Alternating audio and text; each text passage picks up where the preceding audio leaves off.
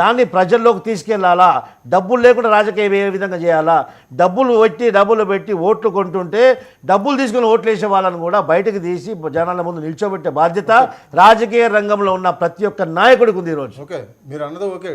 డబ్బు లేకుండా రాజకీయం ఏ విధంగా చేస్తారు? మీటింగ్లు పెట్టాలన్నా, జెండాలు కట్టాలన్నా, కార్యకర్తల బాగోగులు చూసుకోవాలన్నా, ఎలక్షన్ క్యాంపెయినింగ్ చేయాలన్నా ఎట్లా చేస్తారు చెప్పండి? రూపాయి ఖర్చు లేకుండా చేస్తారా? రబ్బర్ చెప్పులు వేసుకొని చేయగలరా? 100% డబ్బులు ఉంటేనే మీటింగ్లు పెట్టాలని మీరు మాట్లాడుతున్నారు కదా. డబ్బులు లేకుండా కూడా మైక్ సెట్ కూడా అడిగి డబ్బులు ఇవ్వకపోతే ఆడొచ్చి మైకులు బిగించడు. మీరు అట్లా డబ్బు లేకుండా రాజకీయం ఏ విధంగా చేస్తానంటున్నారు చెప్పండి? ఒక్క నిమిషం లక్ష్మీకాంత్ గారు, రబ్బర్ చెప్పుల రాజకీయం గురించి మీ నాయకులే ప్రశ్న, మీరేమో రబ్బర్ చెప్పులు వద్దంటున్నారు, రాజకీయం వద్దంటున్నారు. డబ్బుతో ఇవాళ రోజున రాజకీయాలు ముడిపడినాయి అని నేను అంటున్నాను సార్. అర్థమైందా?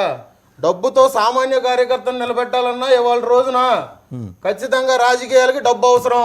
నా మాట ఇది. వాసుదేవన్ గారు, మీరు లైన్ లో ఎవరన్నా పొలిటికల్ బాల్కోటే గారు లైన్ లో తీసుకోండి. డబ్బులు ఉంటేనే రాజకీయం చేయాలని చెప్పి రాసింది రాజ్యాంగంలో. రైట్, లక్ష్మీకాంత్ గారు, జెండా డాక్టర్ గారు, లక్ష్మీకాంత్ గారు, ఒక నిమిషం. బాల్కోటే గారు మాట్లాడతారు. జయప్రకాష్ నారాయణ గారు డబ్బులు పెట్టలేదు. చాలా మంది ఉన్నారు. బాలకోటే గారు ఒక్క నిమిషం. బాలకోటే గారు మాట్లాడతారు. బాలకోటే గారు, అదే 2 సందర్భాల్లో డిప్యూటీ సీఎం పవన్ కళ్యాణ్ గారు మాట్లాడిన వ్యాఖ్యలు, ఆయన చేసిన వ్యాఖ్యలు మీరు చూశారు. నిలబెట్టాం. అలాగే నిన్నేమో సత్తా లేదు కాబట్టి సమర్థుడైన నాయకుడికి సపోర్ట్ చేస్తున్నాం. ఇంత కాంట్రాస్ట్ ఎందుకు వచ్చిందండి 3 వారాల వ్యవధిలో? అది ఏమై ఉంటుందంటారు కారణం? బాలకోటే గారు. వాసుదేవ్ గారు నమస్తే. తమకి